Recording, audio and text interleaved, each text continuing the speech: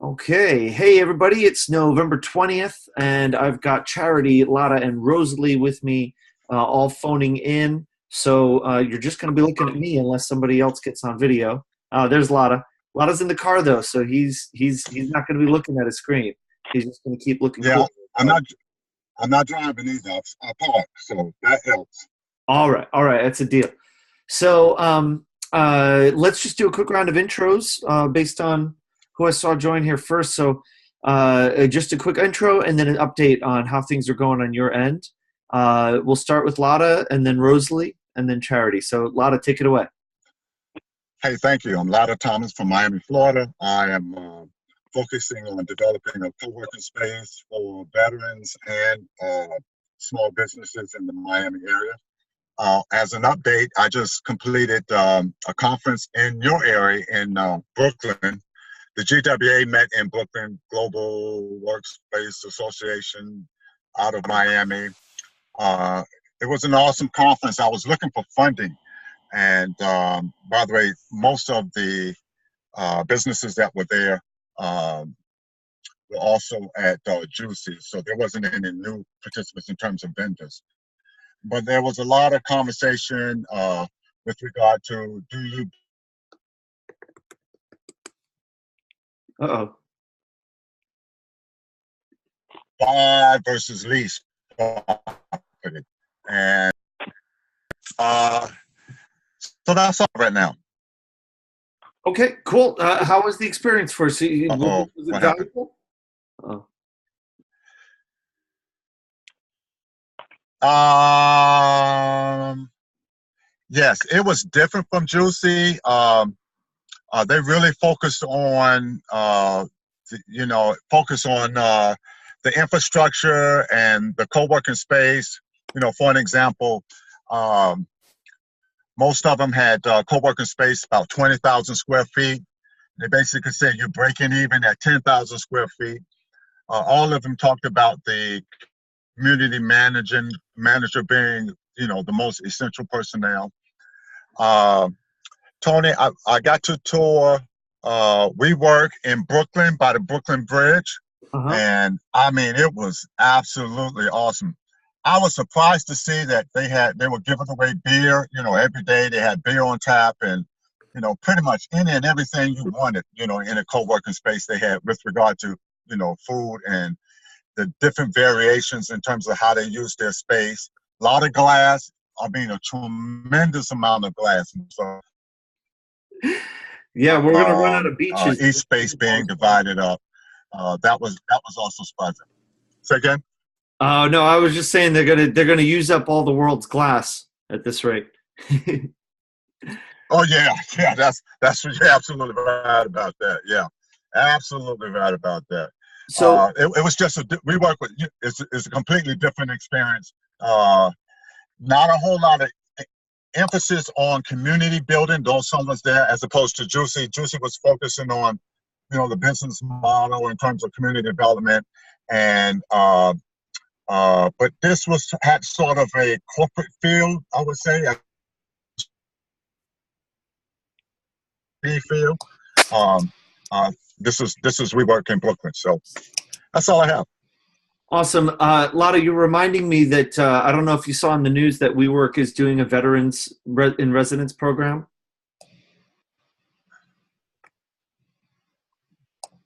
Say that again.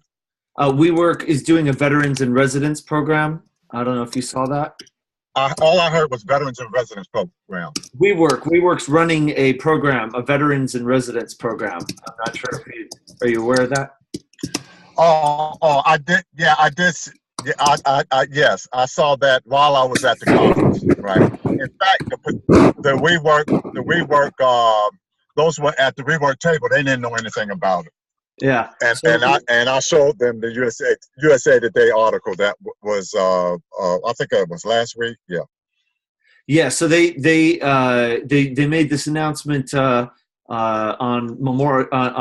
Labor Day, I think, or no, it was on Veterans Day. Veterans Day. Yeah. Veterans Day. It got a good Veterans Day. press. That's correct. Yeah. I think it's if I were you, I would look at the language that they used. I would look at the people that they partnered with, the press. Like which articles got written in which publications, because I think it could be very interesting Right. for those reporters to do a follow-up at some point in a couple of months to say, hey, WeWork's doing this thing, but WeWork's not the only one. This is actually a trend, and there are other programs like it that are starting up. And check out this new one in Miami, So it could be a good angle for you. Okay. Thank you. Yeah. Hey, I appreciate that. Thank you. You got it. All right. That sounds good. And I'll want to get back to you to get an update on kind of how things are going with your space. But staying in the Miami Metro, Rosalie, how are things going on your end? Hey, everyone. Okay. Go ahead. Hey, Rosalie, go ahead. Oh, okay. So my name's Rosalie. I'm running a co-working space in Miami. We're in downtown Florida. I've been currently painting the whole place, so my hands hurt a lot. But everything's picking up. I had my first event maybe it was a week ago, and it was pretty good. I had invited 20 people, and 50 people came out, so that was very good. Whoa! What was this event? What was it about? We launched an app for one of the girls that's one of my tenants, and we launched her app, and we had her friend give us wine, and then I guess that's where everybody came for the wine. So it was pretty good. I met a lot of people that live around here that didn't know that this existed here. So it was a lot of people trying to see the membership and how they could be a part of it, and it was pretty good. And then I'm also working on the website. That's so great to hear, Rosalie. So just to kind of catch everyone up here, since most of the folks here don't know you, can you just give us the 1 minute catch up on your story and how you ended up running this place? Oh, okay. So I have a company here that's been here for almost 2 years, and the owner at the time decided to sell the company, and he sold it to some random group in Brazil. They came over and they didn't really know how to run it, so they ran out of money, and then they ended up selling it again to some other person, and then they just ran through, they ran it through basically. And then the community kind of fell off and everything, so they were about to sell it again, and I didn't want it to end up in bad hands, so I asked them if they were looking for anybody to manage it, and by coincidence the guy was actually quitting, so I took over, and then I've slowly been trying to make it grow, and I ended up liking it a lot.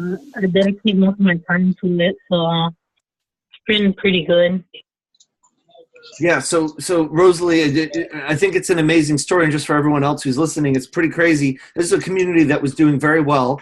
It had a lot of members, right? It had a couple hundred members. Yeah, we were in the top 100 of the co-working spaces. I think we were number 35 or somewhere, maybe number 30 or something. So it was MEC 261. So it was basically mismanaged and then taken over by a community member who didn't want to let it go. And now we're kind of coaching through helping to re-engage some of those members, get them back on board. Have you reached out to those former members yet? Yeah. I caught 2 of them are interested in coming back. So that's something I've been working on for January. In the meanwhile, I've just been painting and renovating the place because since they sold it twice or 3 times, they stopped caring about it. So walls are getting messed up and floors and a bunch of stuff. Gotcha. All right, great. Well, I'm glad to hear things are progressing. Great to hear that event went well, and I hope we get to come back and touch base with you We've got a bunch of people joining in, so I'm real excited. We're just doing a round of quick intros and check-ins, and I've got Charity up next, and then we'll have Dixon. Hi, everyone. I'm Charity. I'm the community director at Toolbox LA.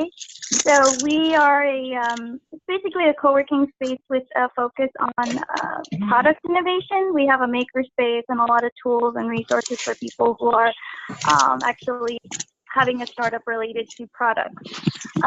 So in terms of updates about things, so we've been kind of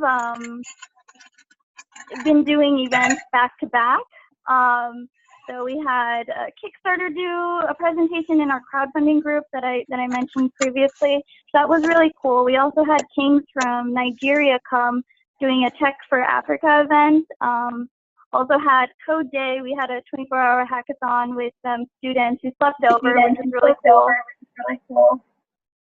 And we had a lot, sorry, I think I'm hearing an echo. I'm not sure if someone can put a mute on it.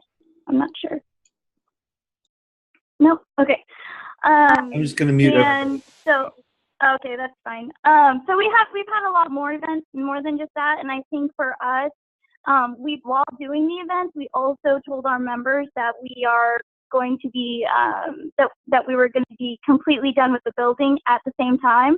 So I think for me, I've just been trying to get the space set up to the all the furniture and everything for this weekend. I stayed and I made sure it was as presentable as possible, but as it's been under construction for a year, there's a lot more dust that had collected, so trying to get that all worked out. But it's just been really exciting with the, now seeing the space look a lot more, ready. So I'm really excited about that. And since this week is Thanksgiving week, I really am planning to take the time to do a more strategic approach to how we are managing the co-working and all these different areas, because I think for the most part, I've been acting as more as the events manager, and these events, because we run a venture capital fund as well, are in collaborating with some of our friends in the startup community. But I think that there's a better approach in how we're programming, so it's not so many back-to-back that, we're losing a little bit of time needed for just the co-working side of things. So, yeah, that's basically an update with me.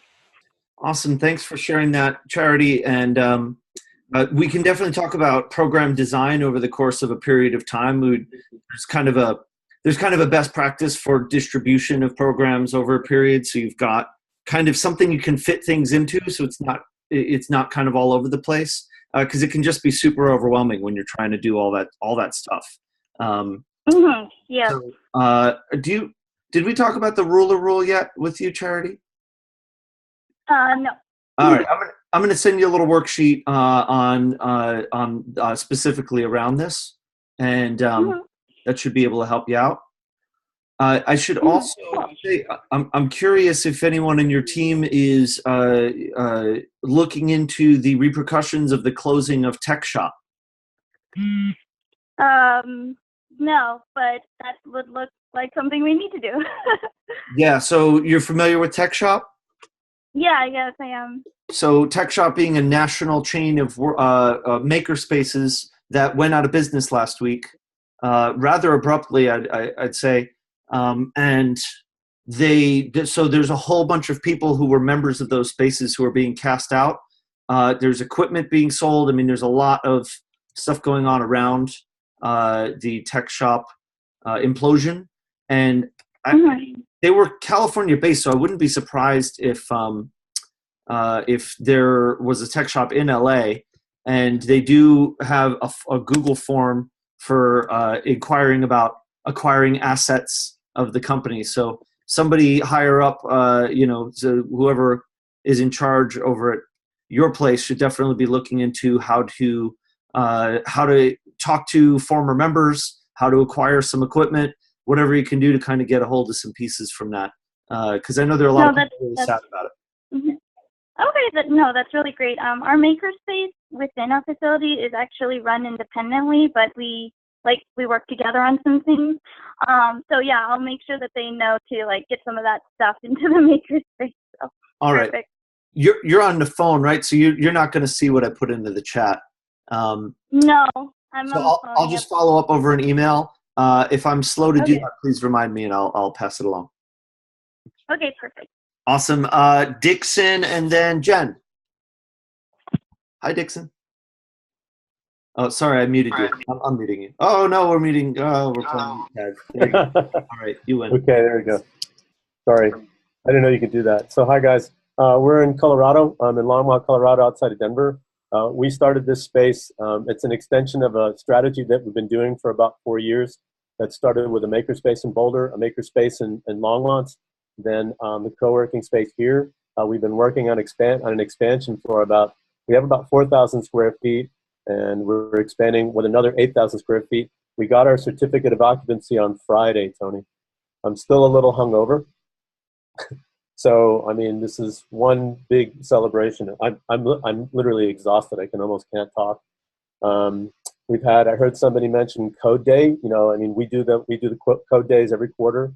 We have data science meetups, database meetups. We've had events now in our brand new event space with the Brookings Institution. Had 2 fellows come out to talk about economic development and resiliency. We're working on a smart cities meetup. We have a data science meetup, database meetup, talk about that. But the Smart Cities meetup has attracted the attention of the economic development people who are talking about actually bringing people to sit in our space. It's been kind of, during this whole construction thing, we've done, unfortunately, very little marketing, so membership growth has been flat. And another co-working space opened nearby in an old Main Street building, which someone told me, I ran into somebody and they said, yeah, I came by and saw your space, but I joined another space. It's cheaper, but it's very funky. It's like, you know, it's like I'd rather be in a place that has more restaurants if I owned a restaurant. So it's one of those things where the movement continues.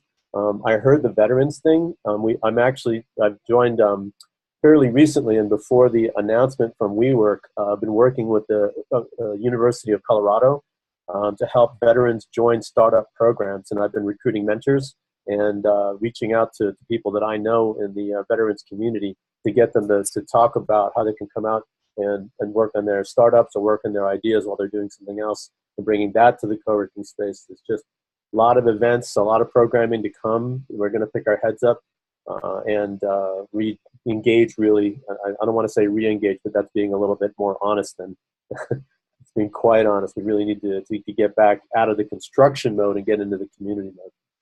And so hello from Mile High. Congratulations, Dixon. That's really exciting. Nice to see you. Did you hear Lada earlier? You know, Lada's working on veteran focused co-working. Right. That's what I had just heard. Just heard the tail end of that. Yes. Yeah. So definitely get in touch if you guys want to catch up. No, I think, as you said, that it's a trend. It's not something that WeWork owns. That's for damn sure. Cool. Yeah, let's connect, and anything I can do to help you, I'm more than able, willing, and we probably can partner together on some stuff too, even though I'm in Florida. Yeah. Let's link up through the after this. Hey, you know, and I got coworking.org that I'm getting more and more active in too. So if if there's an independent co-working space veterans initiative that can be developed, that could be rolled out to other cities as well. So that sounds like a great idea. Yeah, I mean, you know, it's not hard if we take a little program. You know, we just say, hey, this is going to be the program. We're going to offer some kind of special deal specifically for veterans or whatever it is, and we need sponsors in order to underwrite the cost. And then, you know, say, hey, if you want to run this in your city, just let us know and we'll get you in on it. And then, you know, maybe at that point, I know we're getting ambitious, but then maybe we could get, you know, a larger sponsor to underwrite multiple spaces running similar programs. So, Tony, let me put 2 bugs in your ear then on that. The first is that this is all information, but instead of just saying that we're going to bring in veterans, and we have to really give them a reason that they want to do that. So not everybody wants to do a startup, and what we're aiming to do is apprenticeships. What we're going to do is both in the startup community, innovation community, and trades, we're going to create a place where the companies can come to and say, who do you have that we should meet? And so what we want to do really is go get veterans and others, but veterans to be part of that cohort, and get them to start meeting and saying, we're here to talk about how you can get you into apprenticeships and get you practical experience. Even if you're on the way to college, like there's an intern here, she took a gap year. And I said, you're doing it just right. You took a gap year, you're going to go into technology and media. What have you done? You're interning at a media company. Of course, that makes perfect sense. And that's what everybody should do instead of teaching to the test called college. So this idea of I was born, bred, and raised to go to college is needs to be really fleshed out better with. We need to take some apprenticeships. So that's the bug in the ear. The other is, I forgot to say, we actually are raising money. So we actually have gotten, we're getting approval for bank loans and just looking at people either co-sign them or actually bring in between 250 and 350,000 to go ahead and get this particular programs in apprenticeships off the ground. Anybody that wants to talk about apprenticeships, Lotta, let's go ahead and put the conversation in that context and put veterans into it. I'd appreciate that. Would love to follow up. Yes, go into the chat and send me your contact information. I think you raised some interesting points. One of the things that is sort of underground, people don't understand, you have to also digitize stuff for the veterans that are quadriplegic and paralyzed at home, wanting to start at home and can't get out. So there's a population that, but I want to talk more with you on that. And Tony, I think you had a great idea. Let's move on it. Okay, I agree with that. Okay, thanks. This actually segues into something I put into the weekly update, which is that I want to start getting subgroups of our community together. I'm hearing some feedback that, it would be easier to participate in this group if we had more finite kind of groups to specifically zero in on, especially if it's time zone friendly or context friendly. We want to kind of have people who are at a similar place in terms of what they're focusing on, getting together and working on stuff. Sounds like we've got one going with this program development, so very good. And if we identify any other kind of opportunities for collaboration between members of our community, let's definitely discuss getting you guys together and getting those conversations rolling. And so that's good. Okay, we got a lot of people, which I'm so happy about. Hello. So great to have everyone here. Jen and then John, I'll catch an update from you, and then we'll see where the conversation takes us. Jen, you're on the air. Hi, everyone. I'm opening a woman-focused co-working space in Highland Park, Illinois, which is a north suburb of Chicago. Looking to open in the spring. I found a space that I really love, just waiting to get build-out quotes, and then we'll be off. Biggest thing that is on my plate right now is securing insurance. I have talked to one of the major co-working insurance places, and as soon as I said childcare, he's like, "Oh, no, sorry, I can't do that." And I was like, "Well, there's other co-working places with childcare, and what about gyms?" And he's like, "Oh, yeah, that's true. I don't know." So I don't think I'll be working with them. I've got a couple of other leads out there for insurance companies. Just met with an attorney this morning.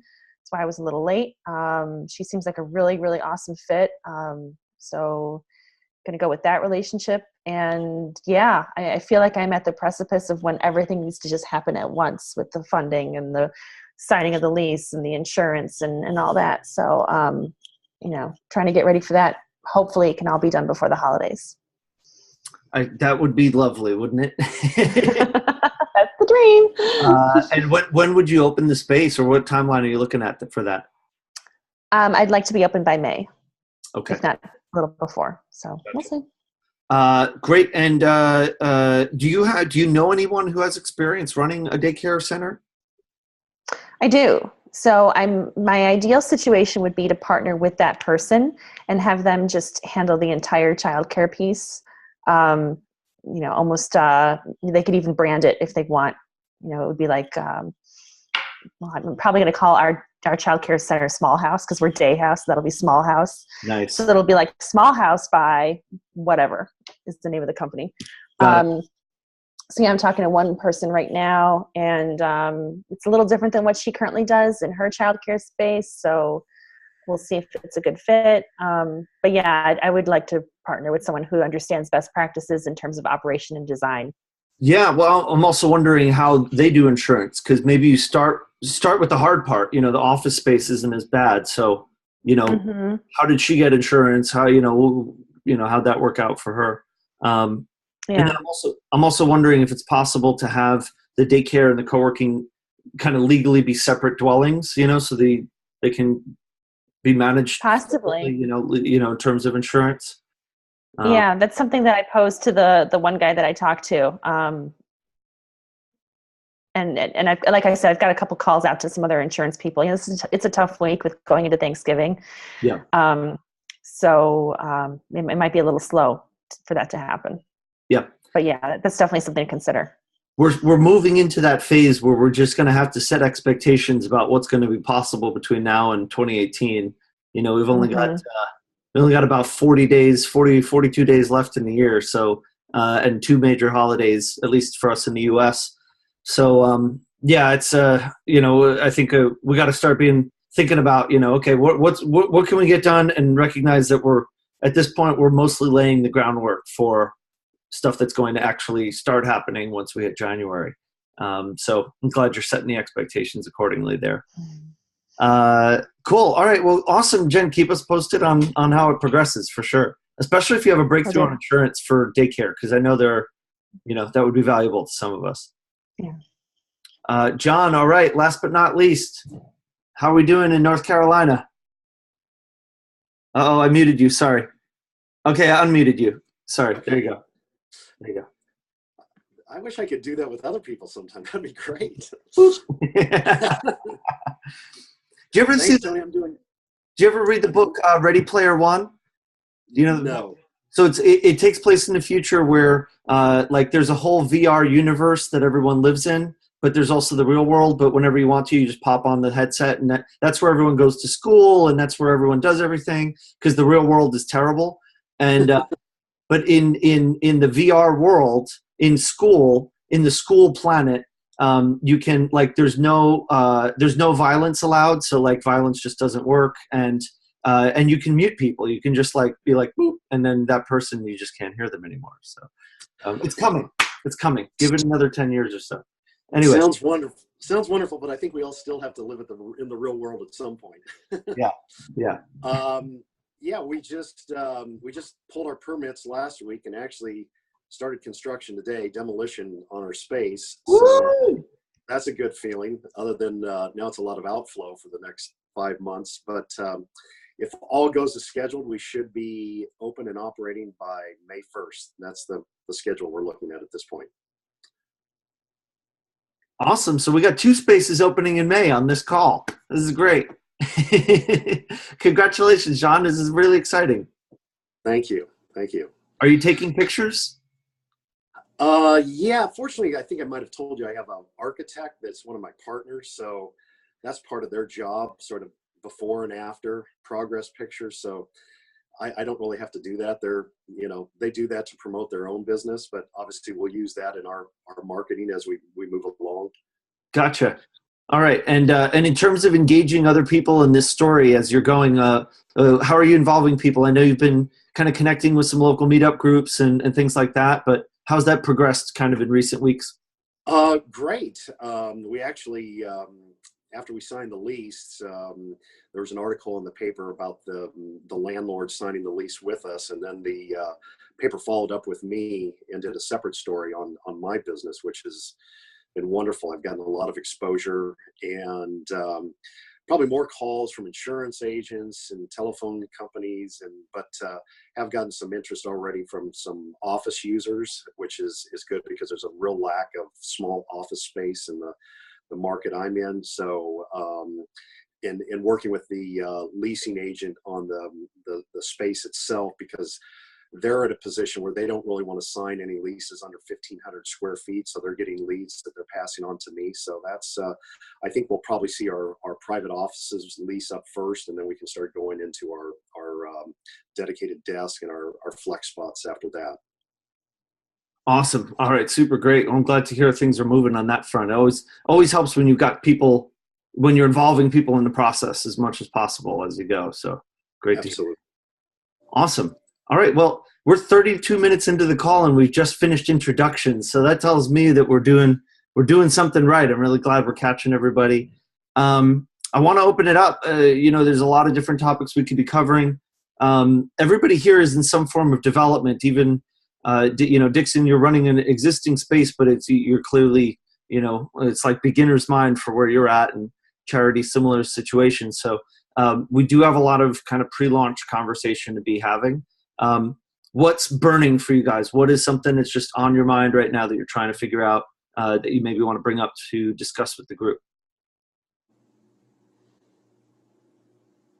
The insurance thing, that was interesting about the childcare. We just recently had a mayor's race here, and one of the candidates came by and said, do you have one? And if you don't have a childcare, when are you going to have one? I was like, wow, I didn't even know what to say. I mean, we didn't have the space. She didn't win, which really bummed me out because I really liked her. I mean, she was very progressive in thinking about how we could do that. But we actually have, and this is what I was going to mention, was that we have 2 moms here. And we actually, during the summer, they joined because we called it the Summer Sanity Saver. They just needed to leave their kids at home while they were working. And the one mom, she's here literally all hours. I come in and at middle of the night just to go do something, and she's here. Like, wow. So the idea, and she brings her kids. She has them in the little thing on her bike. So we actually got bike racks out front so she could lock her bike up. This whole idea of serving moms it's hitting us. We're not even asking. It's clearly a demand. We don't know how to deal with it. I don't know anything about childcare. Zero. Do you, sorry, Tony, go ahead. Oh, okay. What state are you in, Dixon? Colorado. Colorado. Okay. I don't know what the Colorado rules are, but in Illinois, if the children are on site for less than 3 hours, and if the parents remain on site, then being a licensed daycare facility. That might be a nationwide rule. I'm not sure. But it's called the IKEA loophole. So Google that. And or it's not formally called that, but people call it the IKEA loophole. And it's basically like what gyms do and IKEA's. So any place that is just kind of considered a drop-off area. If you want to do more than 3 hours, and again, this is specific to Illinois, it might be the same in Colorado. If you want to do more than 3 hours, then you're becoming an actual daycare facility, and that comes with just a whole other set of regulations, super expensive licensing and all that. So yeah, you might want to consider just the pared down version if that's available in Colorado. Thank you. That's a terrific lead. How about that? Sure thing. I could imagine you even developing programming specific to this, because we kind of make this assumption that our co-working experiences and engagements have to be thought of in terms of 8-hour workdays. But, the reality is a lot of the people that are members of co-working spaces just don't, it's not how they live their lives, especially when you have kids, the day is broken up into so many different chunks. So, if you get people to come in for maybe like a child care specific kind of program, like what Jen's describing, you could make it a 3-hour event, say, hey, we're going to come in, we're going to set our goals, we're going to focus, and we're going to take turns looking after the kids or whatever it is. And then it's going to be over in 3 hours. And then everyone's going to, go off and do their own thing next. You could probably even find a window of time where in the kids' schedules, it just tends to make sense for the parents to do that. But it might make sense to kind of let a parent in your community take the lead on figuring that out, That's an amazing idea, Tony. That at least what it does is it exposes or surfaces people who are looking, who have that need. And there are a lot of, even last night, there were children running all over. We had a thing called Friendsgiving. The distillery is open downstairs. Mm-hmm. And we all kind of got together for Friendsgiving, and there were children all over the place. There's plenty of people ask. Right. Depending on the ages of the kids, they're probably going to need to be there at different times a day. Anyone with a baby who's still taking 2 naps a day, they're going to have to schedule the time that they come in around nap time. Anyone with a school-age kid, even preschool, they might want to come after school, like between 2 and 5 or something like that. So, but again, you should do whatever your community, take your cues from them and see what they want. Cool. Keep us posted on how it goes. I want to hear about when these things happen. So we can be inspired by them and maybe copy them. What else? What else is coming up for folks? Other questions? I have a question.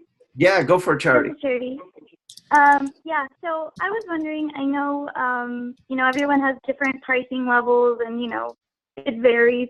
But in terms of types of membership levels, how many, at least in this group, do part-time and weekend-only membership levels as part of their packages?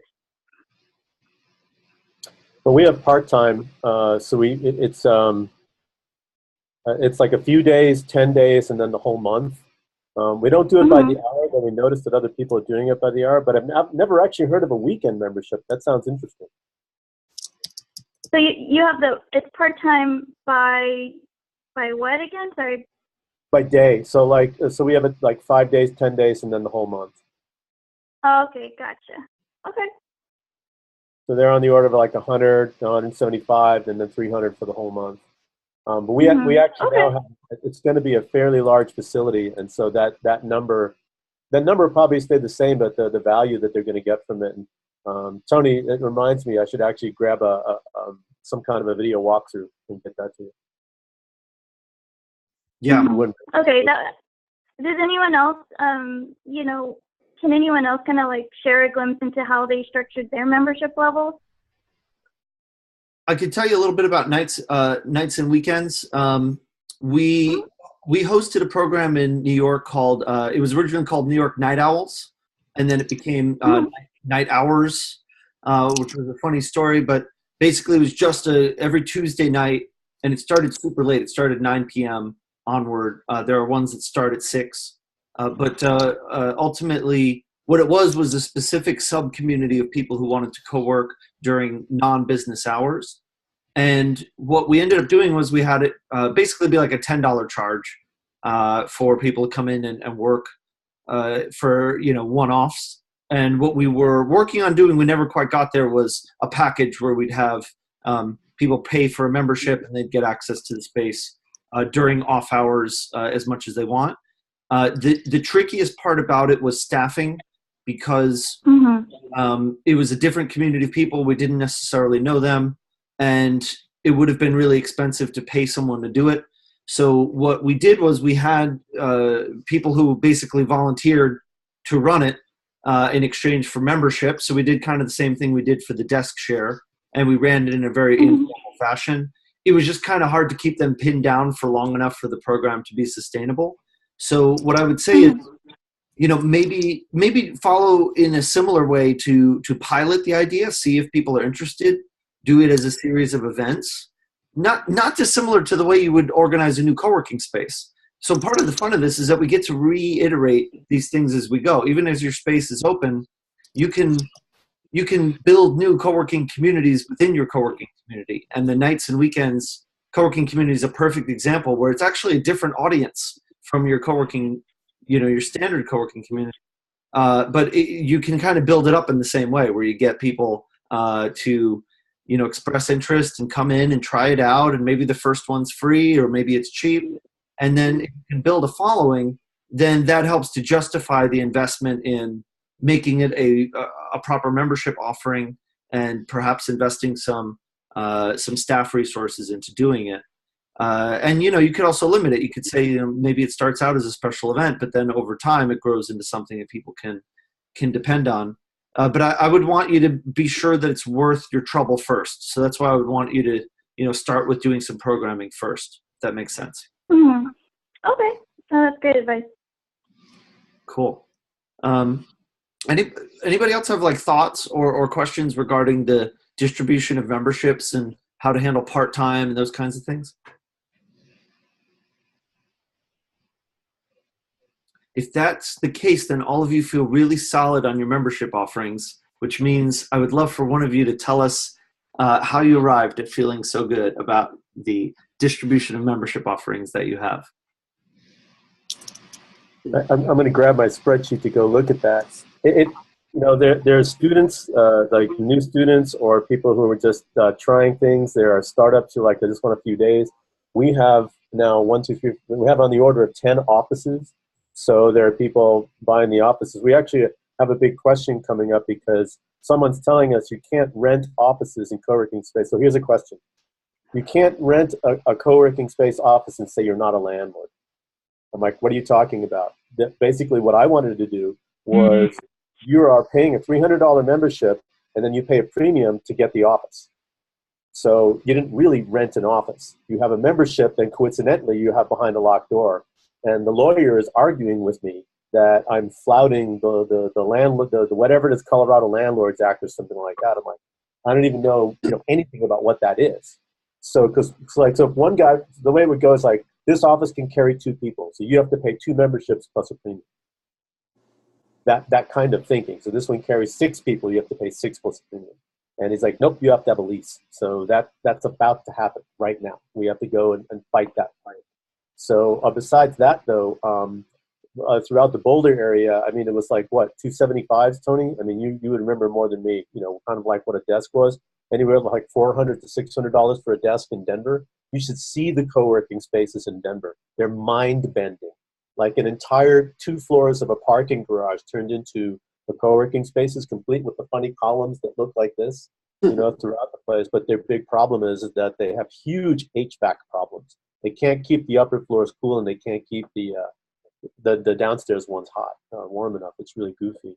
But I mean, I don't know that the numbers other than like 100, 175, and 300 are just kind of the numbers we're using. And nobody's really complained yet. Like I said, though, there's another place in town that just wants to undercut everybody. This is like, make it sustainable, guys. Show me. Right on. Hey, Tony. Yeah. I might be able to weigh in on that lease question.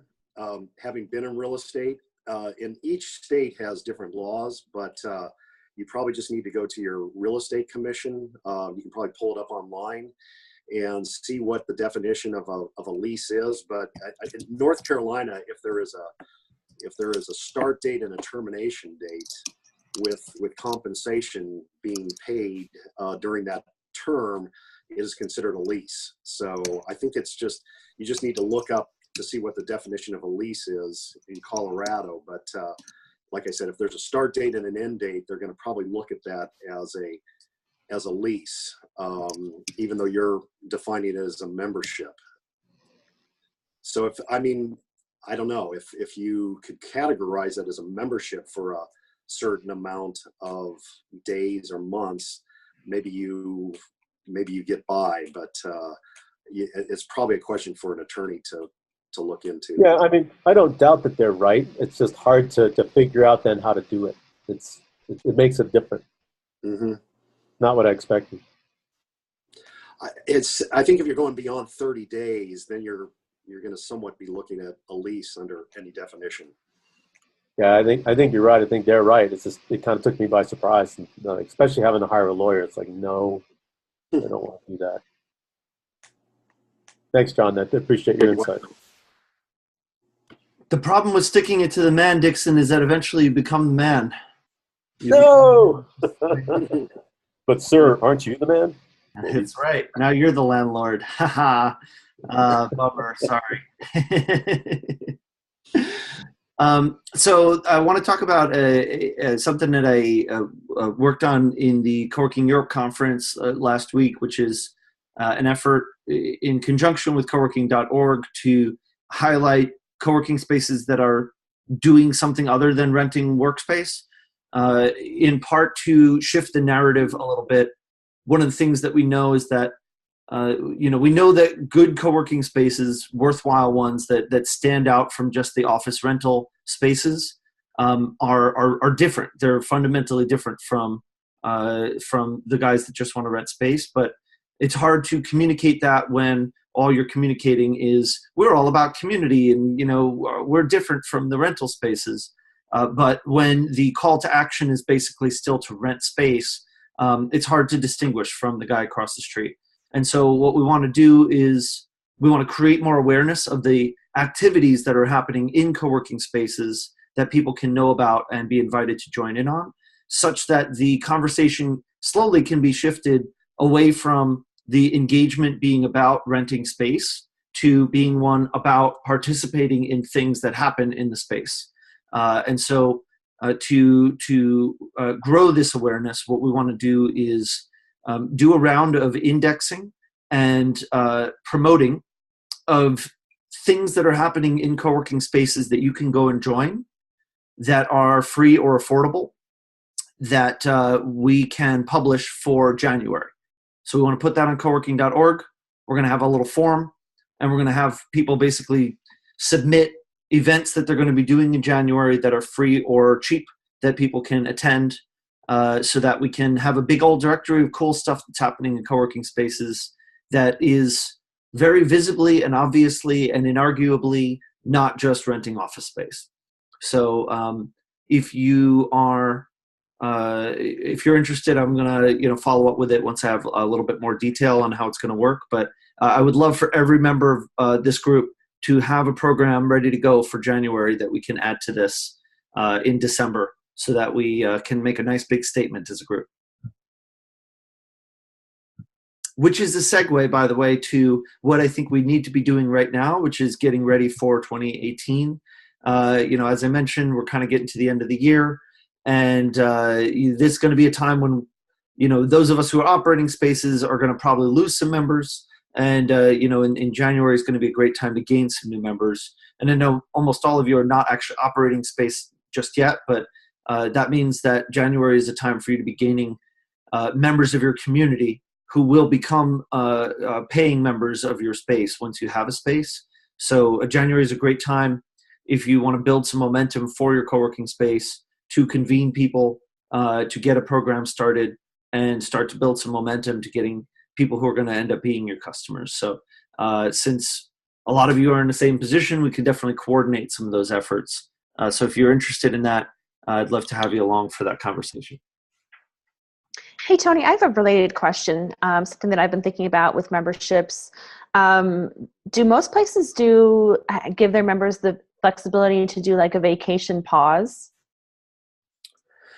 Yeah, I've done it. The line that I've drawn is basically if someone asks me nicely and they do it in advance of the thing happening, then I basically just give them what they want. It's a month-to-month thing, and people can just cancel whenever they want. And I'd rather have their goodwill and social capital than be like a stickler for policy. But where I try to stand up for myself as far as that's concerned is if someone assumes that they can have it a certain way and then they behave a certain way, and then after the fact they kind of tell me like, oh, I just figured I could do this, or if they ask for something after the fact and they're not nice about it. So if somebody's like, oh, I didn't realize it was recurring and I went away for a while and you just charged me $300 and I really need that money back because I'm short on cash and I'm sorry about this, but could I get that money back? I'll probably give them their money back. If someone is mean about it, then I'll say, hey, look, you're responsible for managing your own stuff. And, that's I need you to treat me with respect or it's not going to work. So that's kind of the line that I've drawn with things in general. Everyone has their own attitude about it. But I let people pause for sure. I think it just gets a little tricky if you talk about if someone's going to be like, well, I'm not going to be there for half of December, so can I pay for half a month?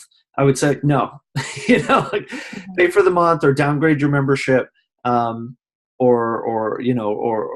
I'll put it on hold for a month. But I'm not going to cut it up into little teeny tiny increments because you're going on vacation.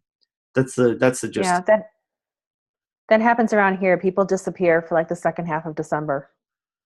Yeah, and that's normal. That's what everybody does. I mean, look, do you tell your gym that you're not going to be using the gym for 2 weeks, so give me half off? No, of course not. It's just the way it is. I'm sorry. You're going to have to just work with that. If you want to, if money's that tight, then we should get you on a lower level of membership and talk about how to get you making more money.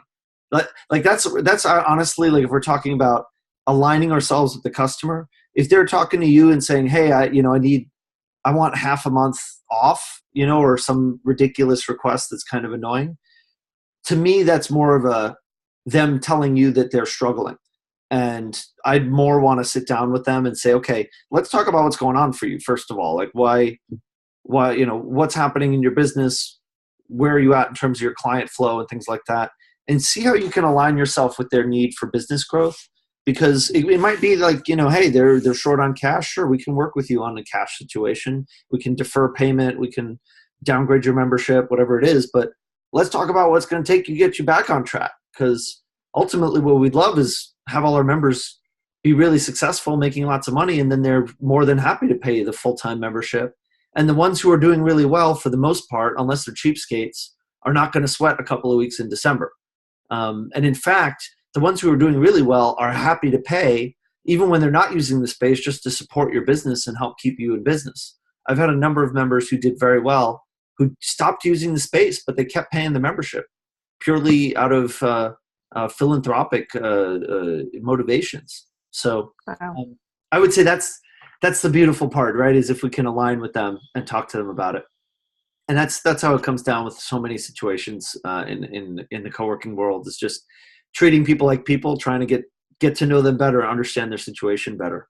And I don't know, I try not to let the bureaucracy become an issue.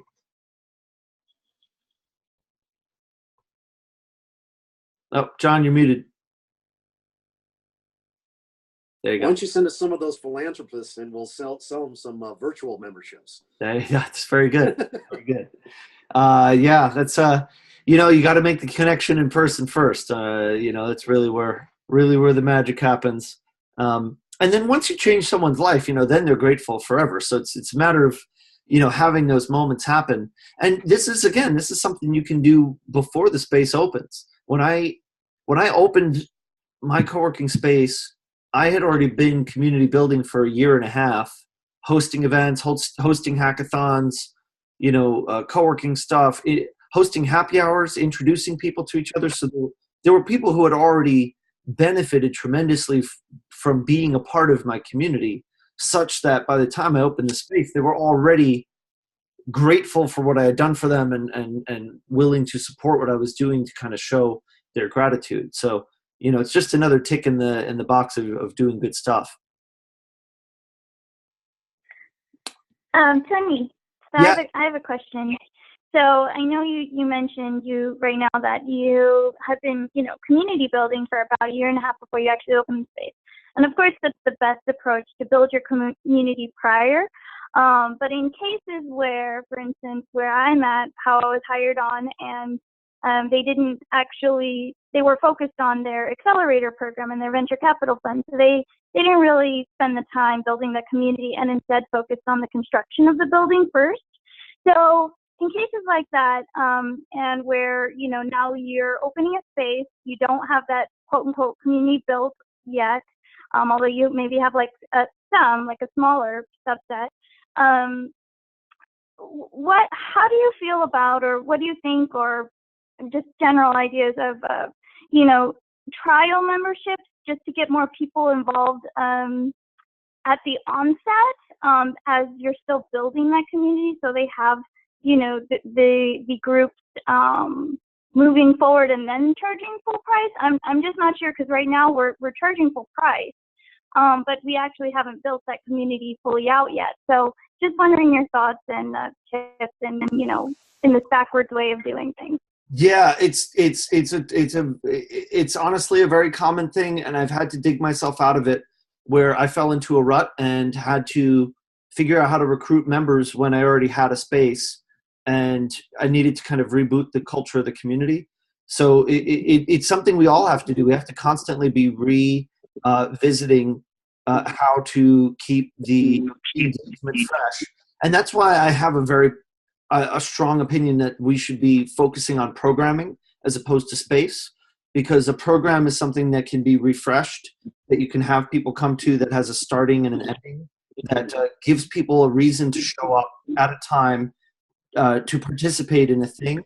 And so that way it's a little bit more exciting than just the space. The space is basically the same. It's going to be the same tomorrow as it's going to be on the 5 years from now. So What we want is somebody to be excited to come in next week or tomorrow or next month, whatever it is, because they're coming for a reason, and that gives them a motivation. So that's really what I recommend.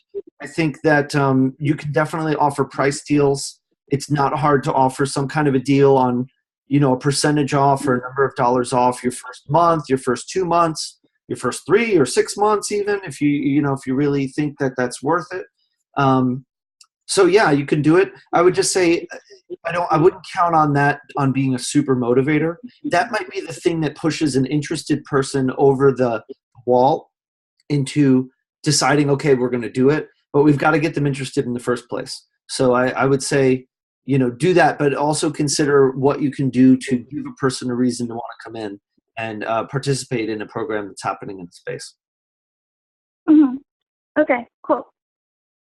Yeah, and we can talk more about that. I've definitely you can look up the Codivation program, which we've, it's hard for me to keep track of what we've talked about with everybody in this group. So I have to kind of keep talking about things as if they're new. But Charity, have we talked about Codivation before?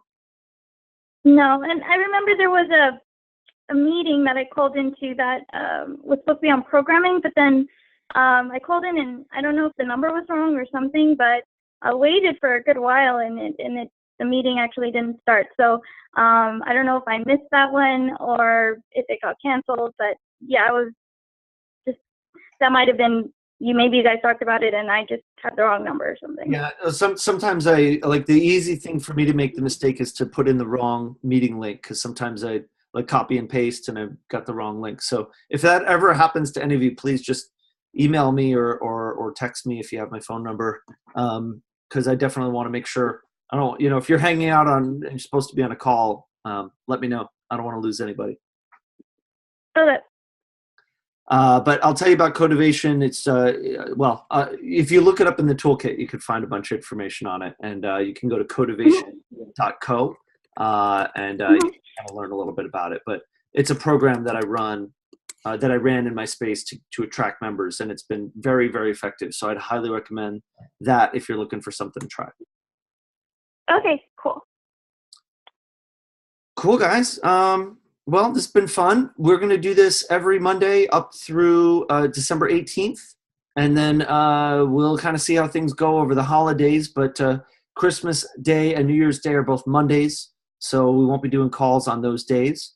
But we will be doing calls every Monday until then. So please feel free to tune in again next week, and we'll get a little bit more of a catch-up going.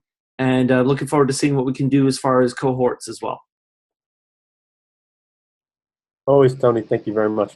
Thanks, Tony. Awesome. Thank you, guys. Keep being awesome. Thanks, Don. Thank you. Yeah, email if you need help with anything. Okay. All right. Bye-bye. Thanks, guys. Ping me a lot. Thank you.